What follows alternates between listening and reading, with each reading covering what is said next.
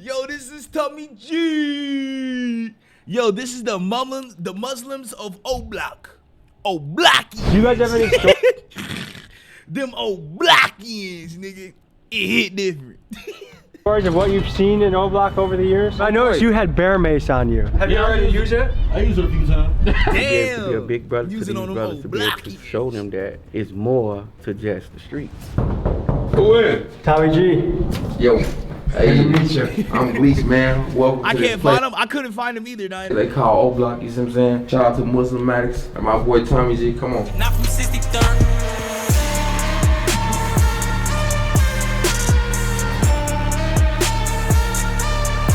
There's other people with the same name, but I doubt it's him. True. That's when I looked it up. I was like, it could be that first dude, but I was like, I had to remember like other niggas got that. Man, let's just talk about O-Block, nigga. Let's start there. Do you think you ever want to go on a pilgrimage to Saudi Arabia? I'm going to Saudi Arabia. You are? Man, I'm going to Mecca, touch the Kaaba, all that. Yeah? Okay. Yeah, I'll be there.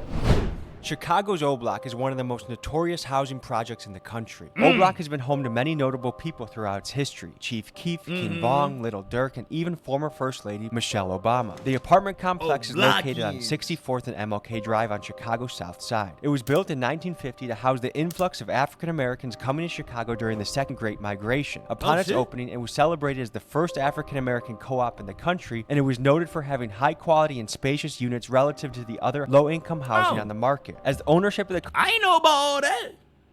That's actually nice how they all pray, even if it's a different religion. Exactly, nigga. That's why, like, especially when I listen to what's that, Cliff? Like, Diana, you know who Cliff is? I ain't gonna lie. That nigga Cliff be putting me on, boy. co-op went private in the 1980s. The quality of the units began Because he said at the end of the day, even though it's a different religion, you still gotta respect it. to decline, and violence in the area increased as jobs moved overseas and drugs flooded the streets. In 2011, O-Block earned its name in honor of 20-year-old resident O.D. Perry, who was shot dead by a rival gang member. From then on, O-Block's infamous reputation as a dangerous area began to spread around the country, and it's since been known as one of drill rap's ground zero locations. As of recently, a new movement has been growing in O-Block, Islam. I learned about this from... Did Lil Durk start that? Or like, am I tripping, somebody else started it? Cause I thought Lil Durk is like what started like the O-Block, like them like leading them to turn Muslim. YouTube channels, and this got me connected to Gleech, an O-Block Muslim spreading the word on his faith. It brings the question, is this the movement that can bring peace and safety back to the area? Let's hit the streets and explore this more. More money, more problems, but bitch, I ain't tripping cause I want it all. My head has been robbing, my head has been trapping, trying to get the shit off. Folks, we're on our way to the notorious O-Block to explore a very interesting story that's been developing, which is a large conversion to Islam by many of the residents. And I'm curious to discover the impact Islam is having on O-Block, because to me, you know, you might disagree with a lot of things about religion, but I do think religion gives you the old school values that people can agree on, like don't steal, don't covet, don't lust, things that can guide your life and are solid advice. I grew up in a really religious family. I attended a mega church when I was a kid, Willow Creek, South Barrington, an enormous place that they literally have a shuttle bus from your parking spot to the front. That's how big this church is. While some Bible stories I find helpful or meaningful, a lot of the Bible is hard for me to, especially the Old Testament, is really hard for me to like or enjoy or see why anyone would subscribe to it. But as a kid, I always saw my mom was deeply religious. Like she spends every morning reading the Bible stuff. I just, when like a lot of people when they first get into like reading the Holy Bible and like reading God's word, like they talk about like the events that happened in the Old Testament, and usually I just tell them like, you know what I'm saying, like, yeah, it's good to read about the Old Testament, but you mainly need to focus on the New Testament.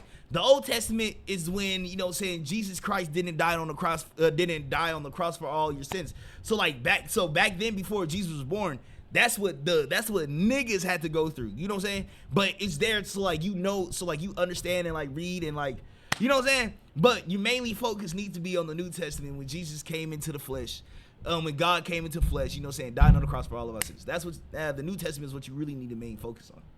studying, and she's a cool Christian. Like, she's someone I can go say, hey mom, I just went to a jungle in Ecuador and I did ayahuasca. She doesn't judge you for it. I really love my mom. She's one of my best friends because I can tell her anything and she doesn't approach me with judgment. I think there's a lot of value in good religious people in a society. I don't know a ton about Islam, so I'm intrigued to learn more. Also, when you mix O-Block with it, man, this is an interesting story coming fresh off the press. So we'll see you when we get closer to O-Block. Hey, first things first, we got hot boy cooking. I'm in the yo gassed up off cooking. Fuck niggas mad cause this hoe keep looking. That's cause if I wanted that bitch get took. I done came in this bitch, started crashing the beat. It's kind of Hold on, no. Who rapping, nigga? Wait, who rapping right there? Who was rapping right there? intimidating. Hold on, who was rapping right there? I'm in the yo gassed up off cooking. Fuck niggas mad cause this hoe keep looking. That's cause if I wanted that bitch get took. I done came in this bitch, started crashing the beat. It's kind of a intimidating place because it looks like a mixture of a place to live and a prison. Like, you have fences with sharp little points. It's all fenced in. You have your own security force in O Block. Feels like a place like when you get in there, it's hard to get out. What's up, brother? Don't film? No, not while we walking in. I gotta get y'all in first, you know what I'm saying? Okay. Up like in y'all book bag, so I'm gonna come get y'all now. Okay, cool. I Sounds respect good. that. Guys, t-shirts are on the site right now. At least my man, keeping my man Tommy G safe. Flying off the shelves. But even cooler, the big dog gotta eat sweatshirts. Hey, They go sold out get in some. 30. Hey, go get some merch from Tommy G, boy. But this time Tommy G, I gotta skip. I'm not gonna lie. And we going right here on King's Drive. That's O-Block caution. That's where we finna go. Let's give you the backstory on Gleesh. Little did I know that he was one of King Vong's close friends, and he even had a song named after him called Gleesh Place with 23 million views. This is a track about home and Dead ass? Hold on. Hey, you already know I gotta do my research, nigga. Gleesh. Gleesh what? Gleesh Place? Let me see. Gotta do my research. Cherry Production. It's a minute and 38 seconds. Homicide. First degree. If you ain't caught you none, you better catch you some. Oh, wait, that's King Von rapping it. I thought it was the other dude. invasions and robberies, and features a story where King Vong hit a lick for $50,000 and went straight to Gleesh's apartment with the loot, whereupon Vaughn and Gleesh had a discussion about buying cars and guns with the proceeds.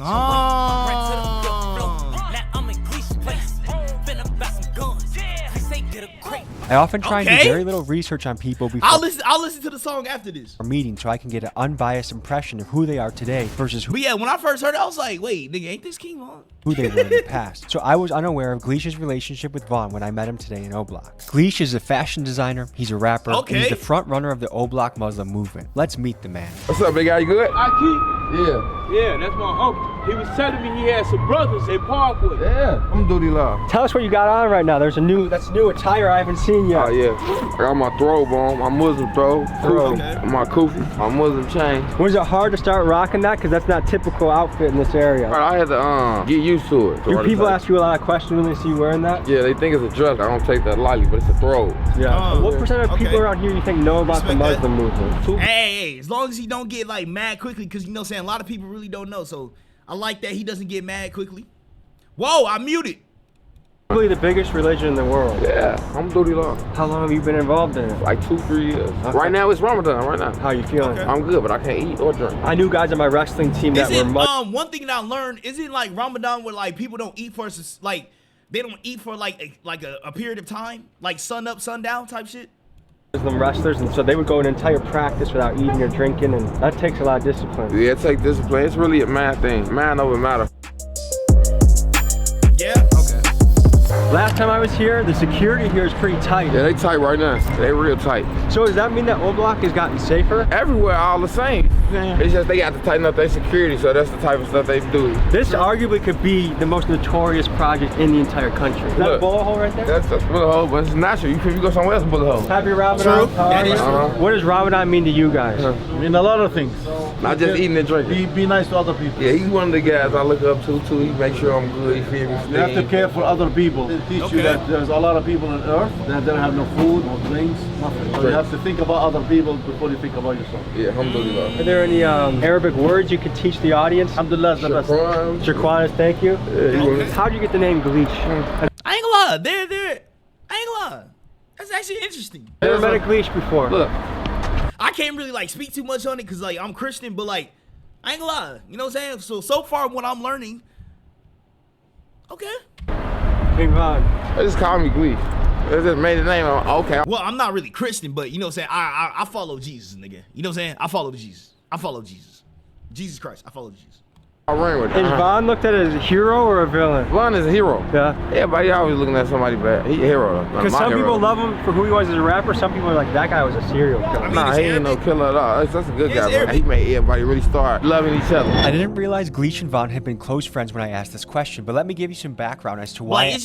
Like, it's interesting what other oh my gosh, it's interesting what other religions be practicing. Asked about Von. By many within O Block in Chicago, Von was heralded as a rap hero who broke out the mold of poverty and launched himself into superstardom. Got a drop on this flexing nigga. He from Tennessee. I ain't got to drop. His lyrics stood out for both. Tell me where he be. I said for sure. Baby, let me know if you wanna eat. She like, Bon, you are just put your girl on fleek. I'm like, cool, we can do that too. What you want, some Jimmy Choo with her hair back too. Run that baby, do she get to smiling. She ain't used to shit. You know what I'm saying? I ain't lie. Back when I wasn't, you know what I'm saying, back when I was reckless, nigga, I was bumping this bitch. His fantastic storytelling ability and the extreme violence of his words. But some suspect his rapping was more than just storytelling. In fact, YouTube's premier hip-hop historian, Trap Dinah. But the thing is, the lyrics is right there, but I'm rapping from my head. You know what I'm saying? You gotta rap from memory. Like, yeah. Like, bro, I ain't lying, Dinah. Like, Laura Ross has a detailed and exhaustive 3.5-hour analysis proclaiming King Von to be rap's first serial killer. And King Von himself literally put out tweets like, man, I'm just trying to kill, and I can name 5 GDs I done killed. This nigga King Von was ferocious. All this aside, I wasn't here to speak with Gleesh about King I feel like this nigga Von was just here to kill. Von or violence from the past. I was here to learn about his story and about the spread of Islam through O Block. Looking from the outside. Hit the cameras now, hit the cameras. No, I'm saying use the lyrics. Not gonna lie, that's wild. That nigga King Von had 7 bodies, man. Oh my gosh. We're in the fortress now. It's not easy to get into O Block. Is he, nigga, to him, I guess killing was for fun, boy. How long have you been here for? Quite a while. It's a beautiful place. It's like everywhere else. How you doing, man? I'm Tommy. Are you guys Muslims too? Nah, they ain't Muslims. People in O Block are thinking about joining. What would you say are like the selling points? Like, why should they join the movement? I could just bring with me and they could, you feel me, get experience on their own. You gotta learn stuff to do it. I can just tell you, oh, you finna be Muslim. What has it brought into your life? A lot of beautiful things. Yeah, like what? I got a business. I got all types of stuff going on. You see what I'm saying? Before you were Muslim to now, like what's changed for you? Be disciplined, the way I act with other people. Do you feel like being a Muslim has helped you to treat other people better? Yeah, you see what I'm saying? The way you act, the way you dress, the way you talk, all that. And care about others, like, you know. So. I feel like especially for young men, if we are disciplined, there's so much we can accomplish in this life. But if we're not disciplined, we're kind of I don't want to say we take up space, but we're not what we could be. So give me the tour. Because a lot of niggas try to live their life because what they see from others. That's what's really killing this generation. A lot of niggas, they see how somebody else how somebody else is living, how good they're doing in life, and they try to like imitate that, or they try to mimic that, and like no, you know what I'm saying, not understanding what they had to go through to get to that point. But basically in this generation, a lot of niggas want success now. Like they don't want to grind for success. They want it now. Like they want the success handed to them. Basically. That's what's wrong with this generation. You guys are going to Lululemon? Nah, he going to Louis V, man. You come from like more of the rap world. Materialism is a high priority, like Gucci bags, Louis bags. What does Islam think about all that? I mean, it's alright, bro. I don't want too much care for that. Okay, respect that. I'm not too much on like materialistic too.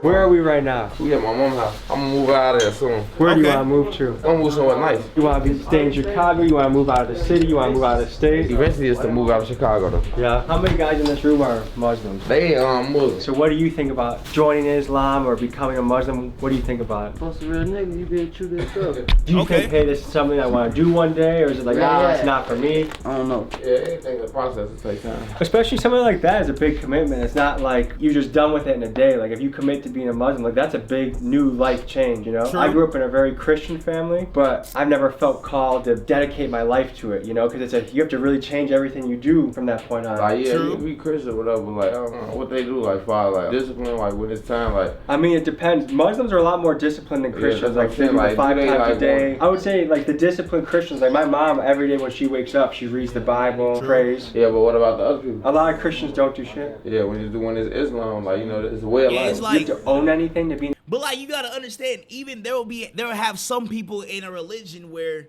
you know what I'm saying, they just false that religion. And by false that religion, that like they just claim to be it but don't partake in it. You know what I'm saying?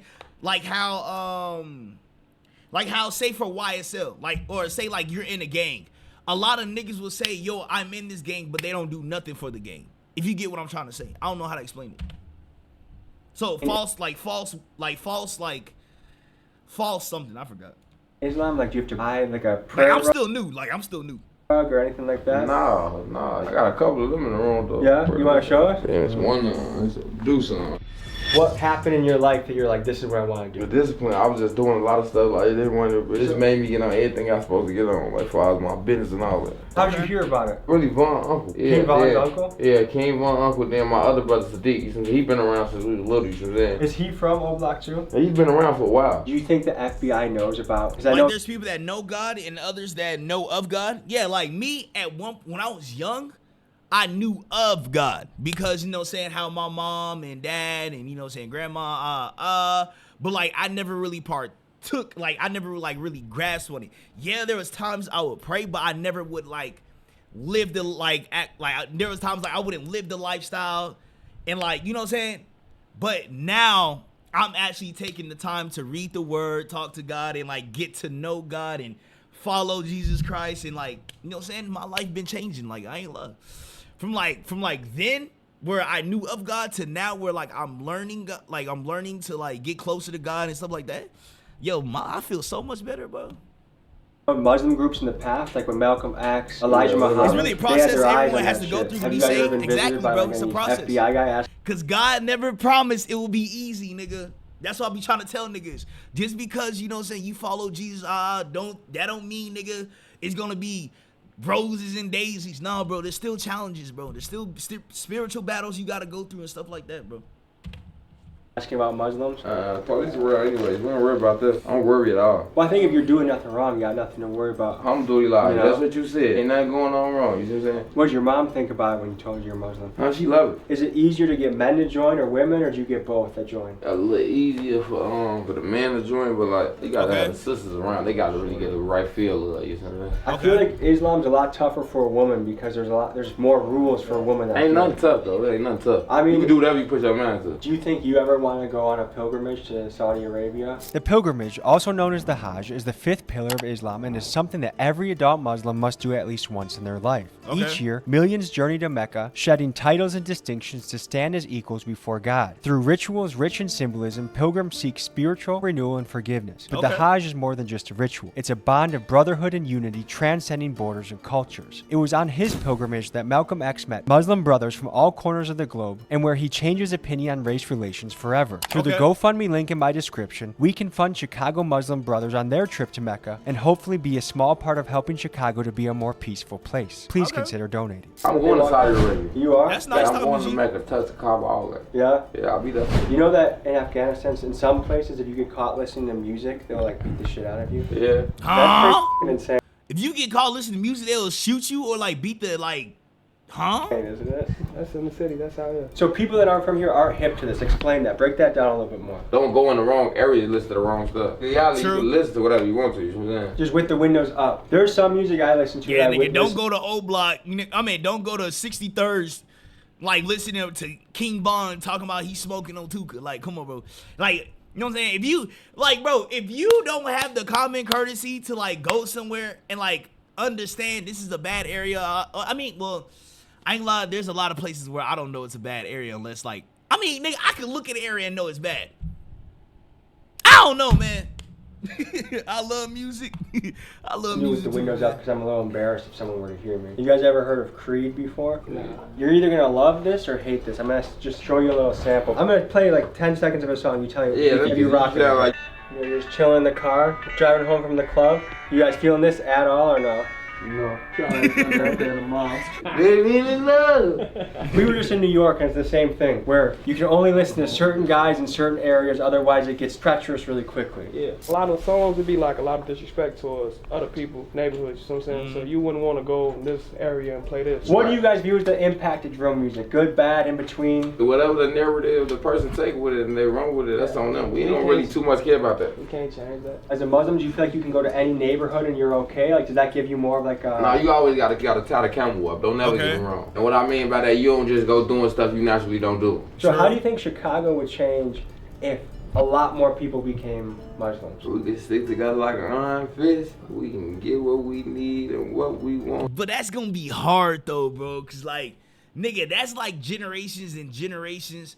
Which I understand, like, at one point, y'all could come together. I'm not saying, like, it's never, like, you know what I'm saying, zero. But I understand they could come together at one point. But, like, nigga, you gotta understand, bro, that's generations of niggas dissing blocks and telling about they smoking on your dead man's, or I'm smoking on your dead man's, you smoking on my dead man's. Like, you know what I'm saying? Like, All right, Scrap, I'm going to sleep. All right, bet, Diana. Thank you for coming to stream. Appreciate you. Everybody can be my mouse. To unite the people. Exactly. Anytime there's a movement of people that get united, whether it's MLK, JFK, Malcolm X, somehow that leader gets taken out. You know what I mean? It's the government. I don't really worry about that because it's like, it's no point. Like, all we doing is good stuff. But the government fears when people unite. Let's explore how the FBI has historically responded to black political movements. Let's take you back to the 1960s when the Black Power movement was sweeping through the United States. This originated as a militant response to the slow progress of civil rights. I swear, bro, I got black friends. I'll be like, bro, I swear, man, if you was born back in the day, bro, you would definitely be a part of the Black Panther, nigga. Rights reforms on a national level. The rise of the Black Power movement alarmed the FBI. Under Director J. Edgar Hoover, the FBI viewed the movement as a threat to national security. Through a counterintelligence program called COINTELPRO, a series of covert and at times illegal activities were used by the FBI to infiltrate, discredit, and disrupt black activist organizations. On December 4th of 1969, the aggressive tactics of COINTELPRO culminated in a tragic and controversial event, the assassination of Fred Hampton, the Black Panthers' Illinois chairman. In coordination with the Chicago PD, the FBI orchestrated a pre-dawn raid on Hampton's apartment. Based on detailed floor plans of the apartment provided by the FBI informant who had infiltrated the Black Panthers, law enforcement executed the raid while Hampton was asleep. Armed officers stormed the apartment, and in the hail of gunfire that followed, Fred Hampton and fellow Panther Mark Clark were killed. Forensic analysis later revealed that most bullets were aimed at Hampton's bedroom, and evidence strongly suggested that Hampton, who had been sedated by barbiturates likely slipped in by the informant, was shot at point-blank range, ensuring his death. The official narrative initially claimed that the Panthers opened fire on the police, provoking a defensive response. However, subsequent investigations and outcry led to a different understanding. The raid had effectively been a targeted assassination of Hampton. Their deaths were not just a loss to the Black Power movement, but a devastating blow to the wider civil rights movement, and just one of the many examples that symbolizes the extreme measures our government is willing to take to suppress black leadership and autonomy. Whatever's gonna happen is gonna happen. Crazy. I'm on the right path, and the people around. I didn't even know about that though. Like I knew about it, but I didn't know like the details about it. He's on the right path, so we don't worry about it. Inshallah. What's important to you guys? Each other, our kids, our families, like others like. See, this is the nigga I was talking about. That should be a part of the Black Panther party, nigga. Money. That's one thing, but it ain't the biggest thing. When you're dead and gone, is there anything that you will want to have accomplished or want your legacy to be? Like, make sure all our people do, like father our kids. We want to have them left with things and stuff like that, business and stuff like that. For the long term goal, and you and your people. Do you have to figure out which way Mecca is? It's this way. Yeah. How would you know though? Pull your compass out and see which way to Love you pray this way though. Yeah, you can't pray that way. I also say that game, but you know I could get none of my west. Who is it? Chill out, bro. Oh, okay. Okay, I'm Tommy. What's up, Tommy G, my boy? Nice to meet you, man. I like the throbe too. I appreciate it. How long have you been rocking the throbe and being in the Muslim? I've been Muslim 2 years. What happened in your life that you're like, this is what I want to do? By me being younger, I was forced to Christianity. But I only used to like the music at church. One of the brothers had talked to me, I had a conversation, and I was engaged in it. But before I even converted over to become Muslim, I was looking into it. Before I get myself into something, looking into it, you know? And it caught my attention. So when I finally took my Shahada, opened my eyes to a lot of greatness. What is the Shahada? The Shahada is basically you converting over. What does it take, like to do a Shahada? Is it just like a statement out loud, or what do you have to do to? Yeah, you basically at the end of service, Juma, to recite it in English and Arabic. What kind of church, when you were in Christian church, was it a Baptist church? Yeah. How long was that service? 1 hour, 2 hours. Because in Milwaukee, I went to a few different Baptist churches. They would take like 3 hours, so I had to retire. That was too much for me. Yeah, it'd be a long By like an hour into it, I'm like, I just want to get up and like start moving, start doing push-ups, start running around, and they just kept going and they kept going. It just opened my eyes up to a lot of things. I ain't lie, like it's interesting hearing like other niggas like perspectives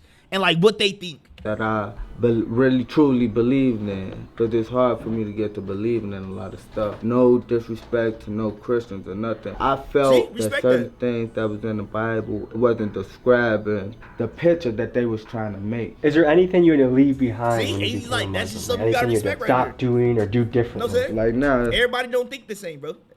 Month of Ramadan, I had to leave a lot of habits, a lot of bad habits. I had to stop eating pork. A lot of favorite candies I can't eat no more. Everybody around you, they your brother. That's one thing about Muslims. They ain't trying to knock you down. They ain't trying to down you or none of that. You see what I'm saying? No one's bigger than no one. You feel me? They treat you like brothers. So, question for both of you is like, when you did that publicly, did you feel anything in your heart immediately after? What was going through your head right after you did that? Man, I just started over like, man, crazy, man. I felt loved, even around a bunch of people I didn't know. What did your family think when you went back home and told them what happened? It was surprising, but they loved it. Depending on how I'm feeling, I might just go get a couple, take about 50 people some food or something. Just how I'm feeling. Is giving back part of Islam? It's beautiful. I really do it on the regular, like, you feel me? Like where's this? About Expressway. I bought like 60 pieces and gave them back. How do you feel when you do that? I feel beautiful to get. I feel like there's something that you realize once you do start to give back, you realize it makes you feel really good. It makes the other person feel good. Like giving back is probably I do like giving back to people, like, you know what I'm saying, or like giving to, not really like necessarily giving back, but like giving to like buying somebody a gift or like, you know what I'm saying, doing something for somebody. Like, I do feel good sometimes. Best things we can do. For sure. You just fed 2,500 people. Families, man, like 2,500, man, pull up. Right here. Do events with the kids. They got pizzas. You got everything. Come out, they got face paint. It's like all of it. It's not for us that we're looking to receive anything back or anything. We're really doing this because Allah sent us here to do this. This is your clothing line? That's me. LLC, business owner, whatever. However you want to play, however you want to take it. Oh, you got sweaters. Yeah, You're the first dude I've ever seen sell sweaters. Yeah, jacket. Okay. More with a sweater. How can people find this brand? They could DM me, 6 Glees Hack _, you see what I'm saying? Finna have a website up and running. What does the 31 mean on the sweater? That's how many colors I plan on dropping. That's a lot of colors. I got 2 kids. It's for them though. What has being a Muslim taught you about being a father or teaches you about being a father? I really gotta stand on business for them. Like, you feel me? I don't really care about nothing that's for me, you see what I'm saying? Respect that, care about the kids. I like that, nigga. I like them. Over time as you've grown up here, gotten better, worse, different, what's changed? This is what they make it, bro. They just, it's perfect to me. It's beautiful. And it's not what they think it is or what they say, bro. So what are you gonna eat tonight once you're done with your fast? It depends. I might go to the mall to break my fast, but if not, it's easy. You know me, I still eat regular stuff as long as it's not pork or nothing like that. So we're leaving O Block. Where are we heading next? We're going to the master, man. Undisclosed location. I ain't gonna tell y'all that, but y'all gonna see when we get there. This is not an easy place to come in and come out. As you can see, look, they got this on lock. You gotta show an ID, you gotta go through a checkpoint. This place is on lockdown, man. Do you guys have any stories of what you've seen in O Block over the years? These the best people y'all need to run to. Y'all don't run to my people. Them don't look. They go look. They make sure everything's secure. But I noticed you had bear mace on you. Have you already used it? I used it a few times. What was the situation you used it in? Ask your boy. Crowd get too crazy. He's an action boy. Crowd get too crazy. Well, we be getting What, you want me to ask him any questions? No, I want to be right here. We can't be right here long too long. Like statistically, if you want to that's one thing you got to learn, Tommy G. Don't stand in one spot for too long. Be involved in violence, it's usually late night, it's usually alcohol, and it's usually people that know each other. So if you don't cause any issues, it's probably going to be rare that someone's going to try to cause an issue with you. I ain't lie, bro. This whole time I'm looking at this kid, bro. Like, this kid is staring, bro. Like, yo, what's one thing with kids, homie? Like, yo, like, nigga, I'm talking about, so it's either I could be driving, I could be walking, nigga. It's always a kid staring at me, bro. Like, for some odd reason, it be, I'm like, nigga, why you staring, bro? Like, yo. Like, damn. I remember one time I was shopping at Target, dude. This kid was staring at me for so long. I'm like, nigga, damn. Bros in the hood? Hell yeah, that nigga at O Block. If you don't cause any issues, it's that nigga with the OBLOCKIANS. Probably gonna be rare that someone's gonna try to cause an issue with you. O Block is no different, but O Block is so bad, like that. Is it? Yes, it's O Block so bad. What makes you say that? We had a fight. There's a lot of fights here? Yes. How often do fights happen around here? One right there, some at the park. Yeah, the park. They shoot at the park so much. A shootout? Damn. Yes. What is that like? Damn, and you can see the expressions on his face too, bro. I actually feel bad, bro. Like, he actually has to grow up through this. Why? Because Tommy G is showing us, like, he's just showing us, like, the Muslims of, like, O Block. Like, basically, Tommy G is a person that, like, shows us, like, he gets us, like, inside, like, information and, like, I forgot what's the words. I don't know. I don't know. How old are you? I'm 11. 11? Yeah, I'm in 8th grade. Oh, 8th grade. And what's 10 times 10? 100. Okay. 20 plus 20? Yeah. You tell me. 40. 40? Okay. Hey, keep studying hard, all right, brother? Okay. Have a good day, okay? Okay. We're hopping the car. We're gonna follow them to the mosque.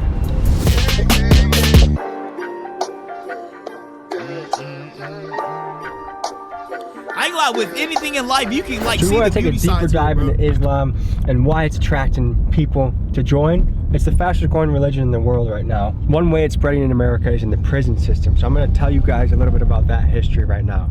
Since World War II, Islam has steadily grown throughout the US prison system. The Moorish Temple and the Nation of Islam are the two primary forces behind this movement. Much of the momentum came after Nation of Islam leader Elijah Muhammad and around 100 other members of the group were sentenced to prison for World War II draft evasion, and in their time at prison, they began to spread the message of Islam. Through the 1960s, Islam continued to spread through the prisons. The two main factors driving this was the increase of incarcerated black men and the empowerment and popularity of the civil rights movement. Furthermore, the 1962 court case Fullwood v. Clummer ruled that incarcerated Muslims had a legal right to practice their religion. The increase in prominence of Islam did come with challenges, however. Many Muslim prisoners were denied by guards the ability to spread religious literature and the ability to meet and conduct religious services. In one such case, Cooper v. Pate, refusal of access to religious texts in Illinois Stateville Prison was ruled unconstitutional and a violation of the freedom of religion by the Supreme Court. These challenges would increase following the September 11th attacks. The U.S. Bureau of Prisons froze the hiring of Islamic chaplains following the attacks in an attempt to reduce radicalization among the inmates. Today, Islam is the fastest growing religion throughout the U.S. prison system, with an estimated 80% of imprisoned converts becoming Muslim and an estimated 35,000 to 40,000 converts coming every single year. One of the appeals of Islam is that the structure and brotherhood of the religion is an attractive alternative to the danger and chaos of the streets. I always recommend three biographies to people. I ain't know about Benjamin that. Franklin, Teddy Roosevelt, and Malcolm X. Those are biographies that I might read once a year of each of those guys, just because they live such interesting and purpose-driven lives. And so I want to focus on Malcolm X right now. A lot of people think that he's a black separatist, that he wanted to split black and white people up. And for part of his life he did when he was in the Nation of Islam. Then he went on his pilgrimage to Mecca and he saw white brothers from Chechnya, he saw Middle Eastern brothers from Syria, he saw people from all across the world, and he realized we all are one, we all can be brothers. He died tragically just as his career was taking off. I ain't lie, bro. That was actually sad. Learning how that nigga Malcolm X died, bro, when that nigga was standing on the podium and like niggas ran in and like shot him while he was like giving a speech at the podium. That was kind of But sad. I think it could have made a positive difference. Let's cover his assassination. Malcolm X is one of the essential characters in the story of the Black Muslim movement. He was born in 1925 and his life quickly became hectic. When he was 3, his family had to move from Omaha because of threats from the KKK. When he was 6, his father's bizarre and tragic death convinced Malcolm it was the work of white supremacists. Damn. His father's death drove his mother to insanity and led to her becoming institutionalized in a mental hospital. Malcolm began to find trouble as a juvenile, and his criminal activity led him to become a ward of the state by the age of 14. He was assigned to a boarding school under the supervision of a white family. At this boarding school, he excelled academically and socially, and he developed aspirations to become a lawyer. However, his English teacher shot down his dreams and told him that as a Negro, he should set his sights lower on things like becoming a janitor or carpenter. Experiencing a massive frustration with the white world he felt limited by, he moved to black I dominated. ain't gonna lie, bro. If you really think about that, like, bro, really, like, nigga, really, if you really think about it sometimes, bro, it's like, it's a hit or miss. Okay, I'm not talking about this, like, the teacher coming at the, but, like, I ain't gonna lie, it's really a hit or miss. Say from my point of view.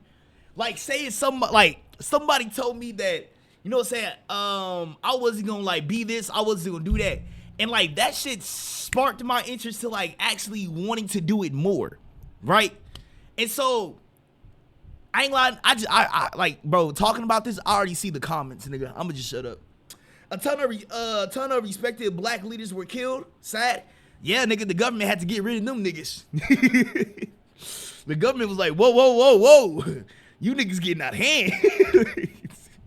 Harlem and began a life of crime. He and his friend Shorty ran a burglary ring, and he supplemented his income with pimping and selling reefer. Outside of crime, he became well known around town for his dance moves, his zoot suits, and he tore up Lindy Hop dance clubs. Okay. Eventually, he was caught for his crimes and sent to prison. It was here his life changed and he discovered Islam. He joined the Nation of Islam and educated himself in prison by reading every book he could get his hands on. And in doing this, he emerged as a powerful and influential leader. From the time he was released in prison in 1952 to 1960, he helped grow the Nation of Islam from 400 members to 40,000. As a prominent figure in the Nation of Islam, Malcolm X advocated strongly for black empowerment and self-sufficiency. Nation of Islam leader Elijah Muhammad handpicked him as his right-hand man and sent him around the country to give speeches, rally up the troops, and grow numerous mosques. His compelling speeches brought him national attention, and his views often sparked controversy. His growing popularity eventually led Elijah Muhammad to feel threatened, and this later led to Malcolm leaving the Nation of Islam in 1964. It was then that he went on his pilgrimage to Mecca, where he met Muslim brothers of every color across the globe. And from this, he returned with a new understanding of race relations and a commitment to racial equality and harmony. Malcolm X's life was tragically cut short in 1965 when a Nation of Islam member assassinated. Y'all niggas thought that was Malcolm X, huh?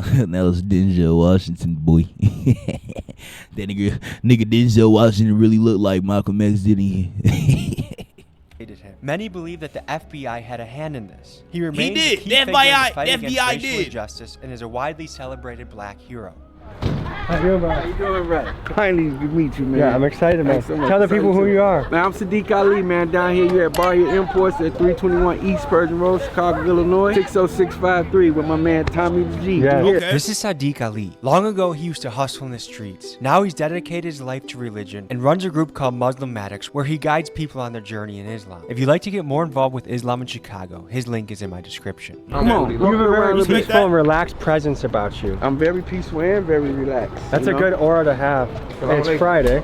Tell the people what's special about Friday. Friday is our holy day, Muslim holy day. Friday is Jummah Friday. Alhamdulillah, we all come together. Okay. And it's the last Friday of Ramadan, so it's kind of special. Everybody's going to be packed down here. It's just beginning. We start in about another 30 minutes or so. People have almost made it the entire month doing Ramadan, which is no easy feat. That's hard to do. What are the biggest challenges people face during Ramadan? Not eating. Or drinking water? Not eating or drinking water, you know what I mean? That's a big challenge, but it's a good challenge because it's for Allah. And the fast is for Allah, because only Allah knows if you fast. People can say whatever they want to say, but only God knows if you're fasting or not. Are you from Chicago? I'm born and raised in Chicago, Illinois. How did Islam start to seep into O-Block? Like, how did... Let's go next door. We can talk more deeper. It's about to be prayer. My boy Tommy G, man. How are you? Yes, sir. Tell me about what's going through they know about Tommy prayer G? day today. We're close to the end of Ramadan. So tonight, Layla through Qadr. Yeah, it's the odd night, alhamdulillah. Last 10 nights of Ramadan. How many Ramadans have you been through before? I made my shahada when I was like 21, but I really started deening probably like a year or two ago. So I say it's like my fourth one. Okay, my fourth respect. Ramadan. What made you say this is something I want to do and become and want to be a part of? That's a long story, but I'm gonna cut it short for you. I had a conversation with a Muslim man, and we just had like a lot, and he encouraged me to go do research on my own. And once I did it, I went in and I just made my shahada. You know, I made my professional See, bro, faith, so. It just takes one conversation, bro. Cause sometimes, like, I ain't gonna lie, nigga, when it comes to like me talking about like, see, it's weird, bro. Cause it's like when I want to talk to people, right, about a situation, I don't know how to talk to them, right? But it's like the moment I don't want to talk about it, that's when niggas come and talk to me about the situation. Or like they give me an opening to talk about the situation and I talk about it, and like that helps. So I don't know.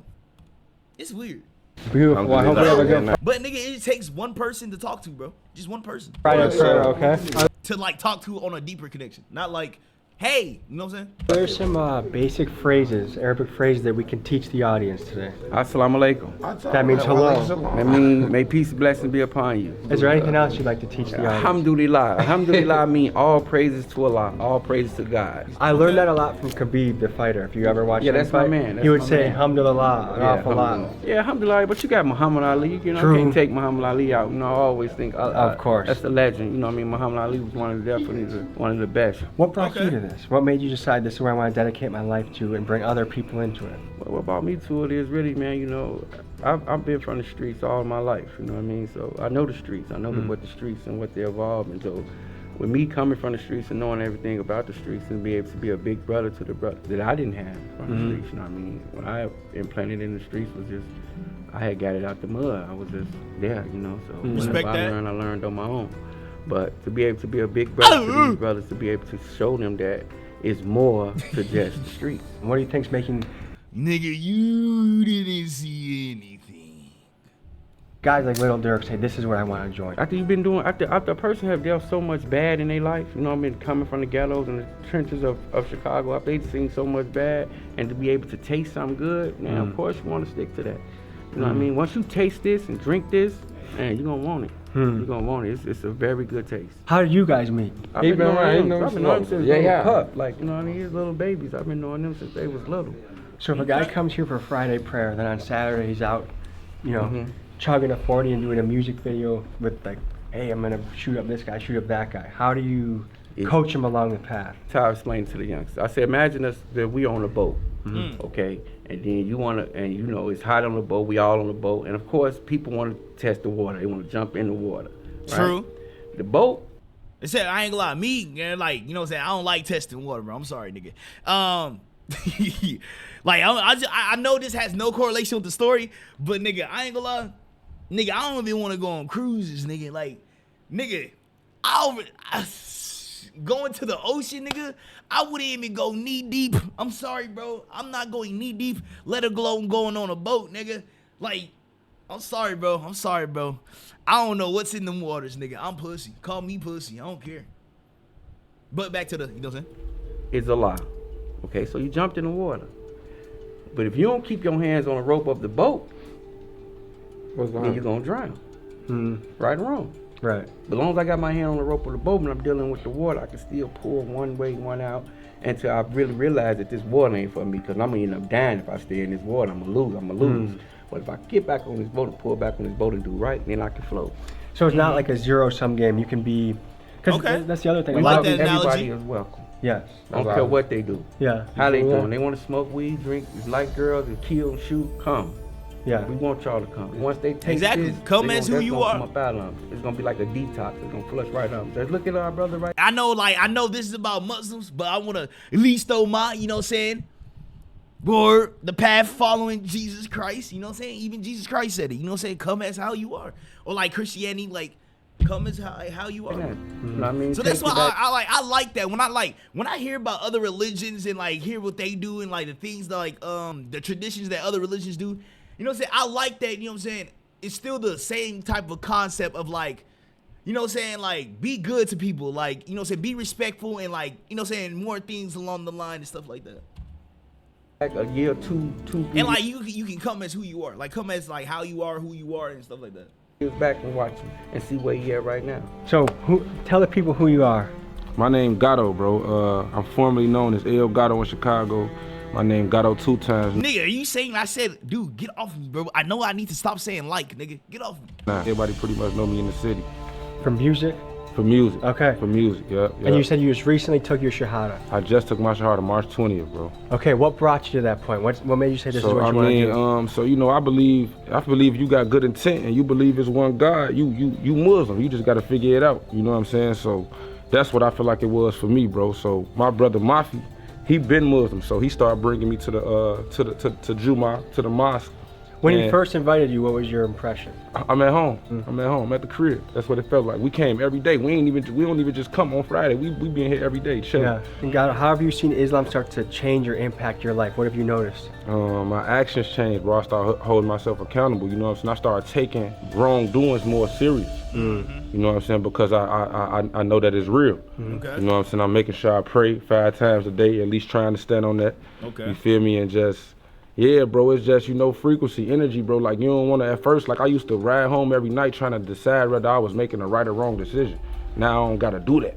Have you guys got any pushback from family or friends? Oh, yeah. Of course. Tell me about that. Tell me about that. I ain't gonna lie. This every day, but like I always tell people, I don't go around telling nobody to be Muslim. Like, I'm not telling nobody, like, you should be Muslim. Like, we like to believe that Allah chooses us.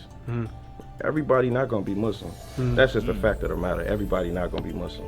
I'm gonna read this. I like that. I like what he said, bro. I like what he said. You know what I'm saying? He don't like push, like he don't try to push it on people. Like me, you know what I'm saying? If you want to be Christian, if you want to follow Jesus Christ, that's on you, bro. You know what I'm saying? Like, I can tell you, like, you know what I'm saying? Hey, you know what I'm saying? Maybe if you talk to Jesus Christ, you know what I'm saying? Hey, you never know what's gonna happen. But I'm not gonna, like, forcefully, hey, you need to talk to Jesus Christ. You need to, you know what I'm saying? Like, I'm not finna do that, bro. Like, I'm not finna do that, bro. It's up to you, nigga. If you want to follow, you can follow. Bro, because you just asked us, do we go through, what do we go through as far as our family and all this going against us, right? The book tell you, as for those who persist in disbelief, it is the same whether you warn them or not, they will never believe. God has sealed their hearts and their hearing, and their sight is covered. They will suffer a tremendous punishment.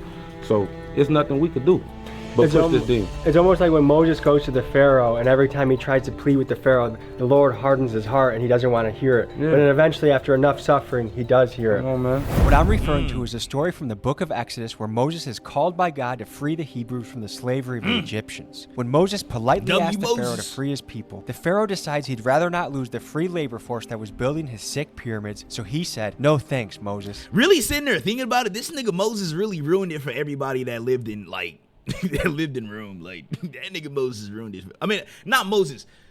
Damn, why did I say Moses? Why did I say Moses ruined it? Whoa, that did not come out my mouth, nigga. Whoa.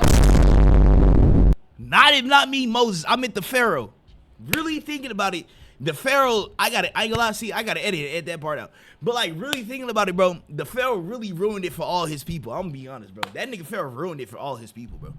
Undeterred, Moses leveraged the power of the Lord to unleash a Messiah. All the nigga Pharaoh had to do was, all right, let the slaves go.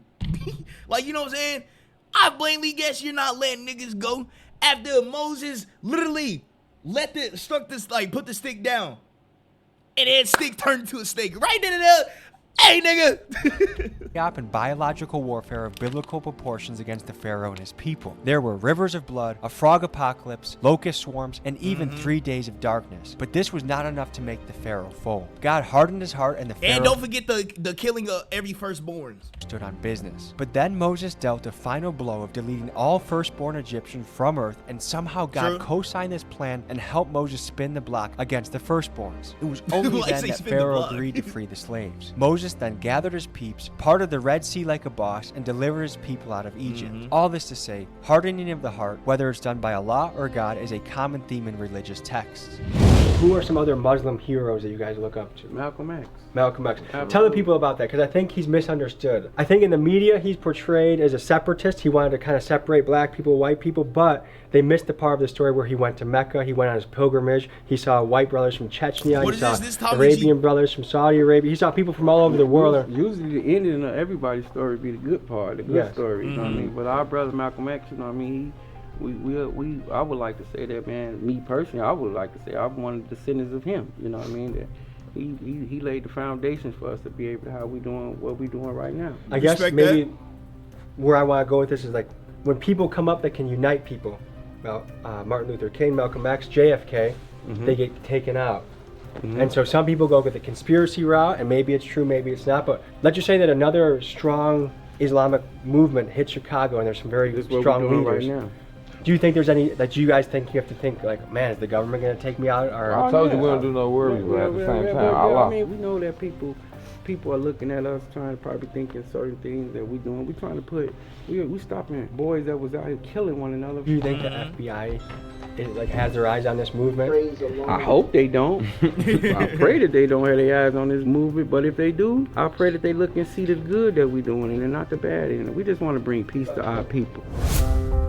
But that's not what the FBI want, nigga. The FBI wants y'all to keep killing. The FBI wants y'all to keep, you know what I'm saying, keeping this thug, you know what I'm saying, mentality and stuff like that, bro. So, FBI, if you watching, nigga, hey, I ain't say nothing, homie. That was AI. You know what I'm saying? It's called AI generation.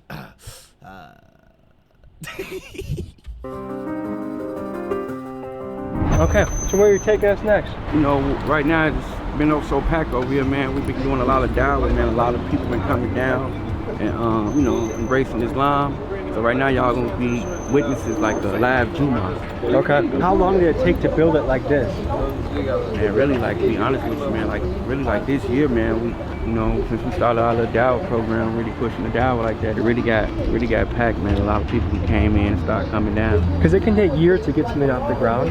It's exciting to see when... A lot gonna make it easy. Yeah. A lot gonna make it easy. People wanna join, but be right. Right tastes good. So what is happening right now? Right now, it's you know, the imam is speaking. He's giving us something they call a kabak. He's speaking. He's, you know, just giving us the knowledge of the deen. You know? And the imam is the teacher. The imam is the teacher. Kind of, is that equivalent to pastor? Yeah, you can say that, but he's our leader. He's our imam. Yeah. Okay. How important is giving back to Islam? It's very important to give back. You know, I mean, that's what we're doing right now. We're giving back. We out here, you know, telling the people about Islam. That's what we're doing. We're giving back to our people, all people. Doors are open. You know what I mean? Is this Shia or Sunni Islam? Sunni. The Muslim faith has two major sects, Sunni and Shia. After the death of the Prophet Muhammad in 632 AD, there was a debate on who should become the next leader of the Islamic Caliphate. Those who pulled for Muhammad's friend Abu Bakr became the Sunnis, and those who wanted the leadership of Muhammad's cousin Ali became the Shias. Sunnis make up the vast majority with around 90% of the global Muslim population. Here's how they differ. During prayer, Shias have their hands by their sides, and Sunnis keep their arms folded. Also during prayer, Shias are mandated to touch their forehead to natural material, while the Sunnis are not. From an outsider perspective, it seems like relatively minor differences separate the two groups, but these differences have resulted in major power struggles. A few years back in Iraq, Saddam Hussein's Ba'ath Party was highly repressive of the Shia majority, and currently in Syria, the country's Sunni majority are oppressed by the Shia-dominated government. Whether it's Protestant versus Catholic, the Packers versus the Bears, Democrat versus Republican, humans prove time again that we are tribal creatures. Okay, so if I were to convert, I'm going to ask a few different questions of what I have to, what I can keep doing and what I can't do anymore. Let's start with an easy one: pork and bacon. No, you can't eat none of that. It's not good for you anyway. You shouldn't eat that, period. I told him that. Okay. It's in the Bible. Let's go to another important one for male. Can you still your baby? Oh, you know, supposed to that's period. Not zero whatsoever? Leave that alone, man. Hurt yourself. Can I be a Muslim and go record a drill music video where I talk about shooting all my eyes? Yes, you can. I can? Yeah. Okay. Can you have premarital sex as a Muslim? No, you don't supposed to have premarital sex as a Muslim, but you know, like I said again, if you come into the deen and you having premarital sex already, for you it would be blood versus crip. What do you mean blood versus crip? You know, learn about that. Yeah, that's racist, bro. Then marry it. You want to have sex Hey, with her? I have good news. I can have sex because I'm married. Alhamdulillah. Is there a brother here that has a story of prison conversion that we can talk about? I've been in prison. But I ain't gonna lie, bro. Like looking at this video, it's like from like the Christian side, or like the Christian aspect of it. I ain't gonna lie. From the like the Muslims, like, you know what I'm saying, like what Muslims do and like, you know what I'm saying, their traditions and stuff like that. It's a lot of similarities. Yo, Runic, what's good?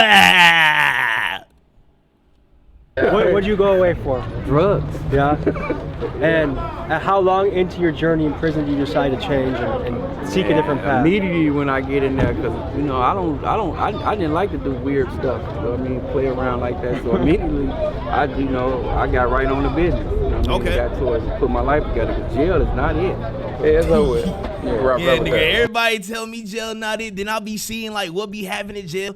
And then, you know what I'm saying, one of my uncles explaining stories that he saw in jail. Hey, boy, I know for a fact, nigga, I don't want to go to jail, boy. I'll be on my goody two shoes. Nigga. Yeah, call me bitch if you want to say it, nigga. Yeah. Hey, appreciate you, brother. All right. Thank you. Thank you so much, Thank man. you, man. Thank you for coming. Thanks for what you're doing, too. You can start rolling now. As we were putting the finishing touches on this documentary, I found out that Gleesh was actually in Saudi Arabia on a pilgrimage to Mecca at that moment. So I gave him a call, and while the audio didn't record, but what he did say over and over again is, "This is beautiful. This is beautiful." He was just contagious with his positive energy. He was excited to come back to Chicago and spread the message even more. So I'm excited that him and Sadiq got to go on this trip, and I'm excited. Call me what you want. I ain't never going to prison. That's what I'm saying, nigga. Word, nigga. I'm making sure I don't do it. I'm making sure I don't move wrong. I'm making sure I don't, like, you know what I'm saying? Word, bro. I'm good. For the future of Chicago and the possibility of peace that they can bring into the city. I do believe this is a life-changing trip. Again, if you want to donate to the GoFundMe, the link is in the description. I ain't gonna lie. W video, Tommy G. W video, bro. W video. Damn, nigga, it was 39 minutes and I made it a 53-minute video. Damn. I mean, that's not even that bad.